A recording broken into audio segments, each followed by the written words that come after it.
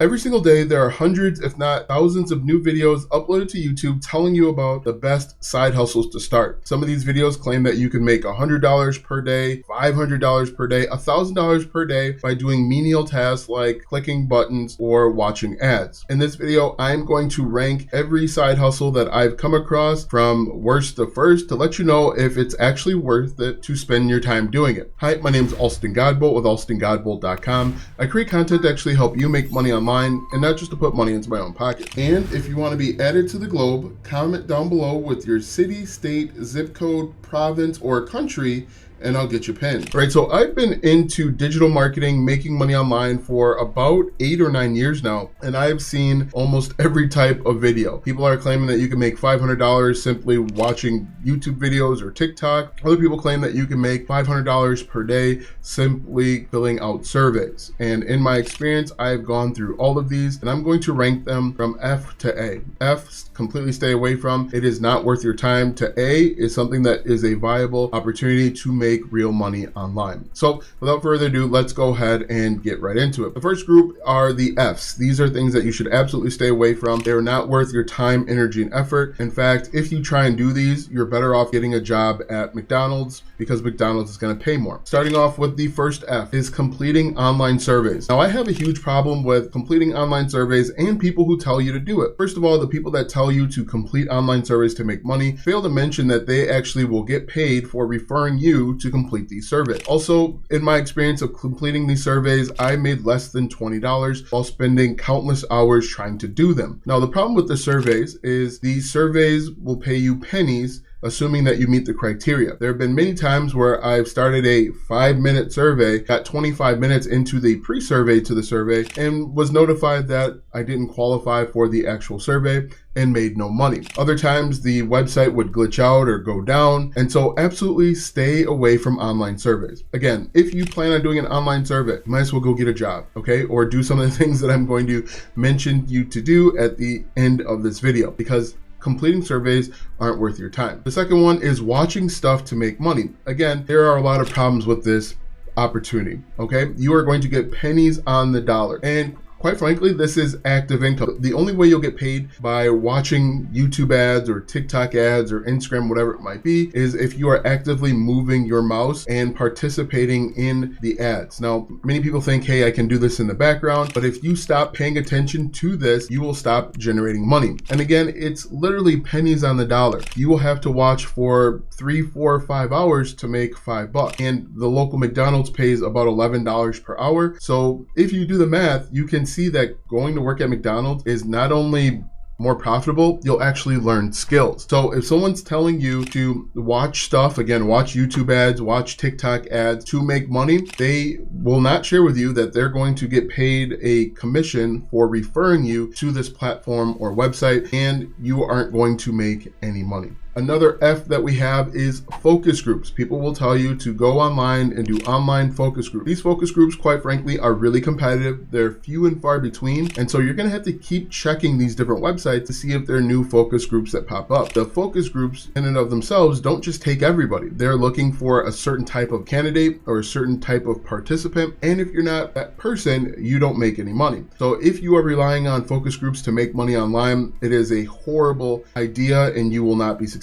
Again, this is another one of those where you're going to be better off simply going to a fast food restaurant and applying for a part-time job, because you're going to make more in the short term and you're going to learn skills. Again, if someone's telling you to go do a focus group to make money, run for the hills, because either they're getting referral for referring you or they are trying to just sell you something and ultimately don't care about your success. And the final one is user testing. That's where someone's going to pay you to check out a website and give feedback. You are going to, once again, be actively working and you're going to get paid pennies on the dollar. You're better off going to get a job and being a UX engineer or designer, because it's actually going to pay you much more. So again, the worst 4 that I've ever seen or come across or tried is completing online surveys, watching stuff to make money, doing focus groups, or user testing. So stay away from those. Now, the next one that I want to talk about will actually fit into the C level, where it is good, but there's some room for improvement. Now I'm going to actually group these two together because they kind of have the same strengths and weaknesses. Now the two C's are freelancing and using a site like Fiverr. Now in my experience, I was a freelance WordPress developer. And what that meant was I would work with different small and medium-sized businesses and churches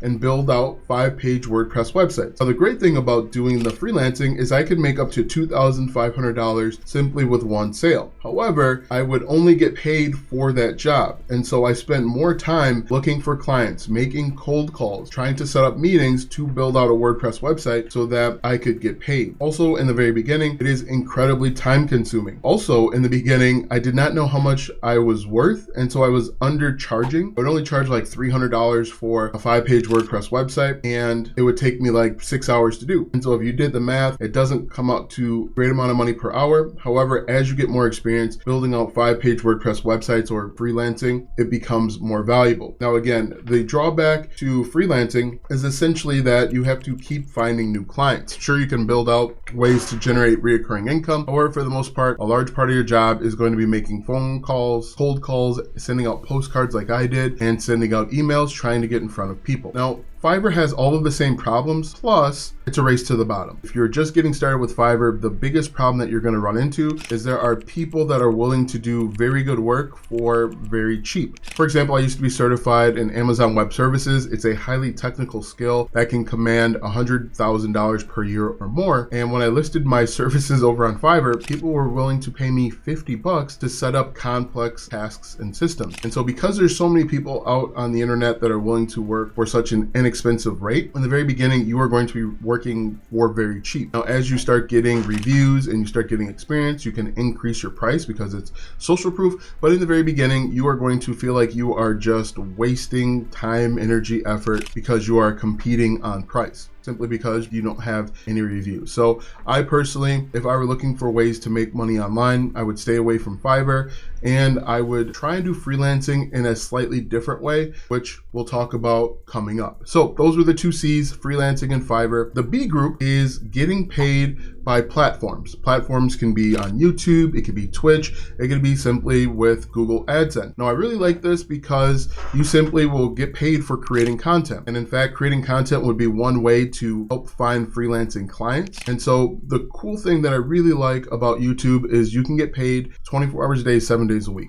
I look at each one of my videos that I upload as a little worker working for me while I'm hanging out with the kids, sleeping, or lifting weight. And so I really like the opportunity for YouTube. The only drawback is you have to meet certain requirements, and YouTube can be a little finicky when it comes to some content they straight up don't like. You run the risk of YouTube changing its policies and then giving you a strike based on videos that you uploaded before the policy, and you are kind of beholden to the YouTube algorithm. The same goes with Twitch and TikTok and everywhere else that hosts the platform, but that's the cost to play the game. YouTube can be incredibly profitable and help you generate life-changing income as long as you play the rules, you take time to study the algorithm, and you keep working on your craft. The videos on YouTube have gotten better and better and better, so that's one thing that you're going to have to take into account as well. Now that we have covered the B group, the last two are going to fall into my A group. I really like these. I talk about them all the time. Now, if you've been around my channel for a while, you know exactly what I'm going to say and why. The first one in the A group, I'll give this maybe an A-, is affiliate marketing. Now, with affiliate marketing, you are simply recommending or selling other people's products and services. And the way that it works is actually really simple. You go out and find products that are in line or congruent with your target audience. You create content around those products, and then you recommend them to your audience. For example, let's say I was teaching people how to start a YouTube channel. I'd create videos about the best lighting for beginners, or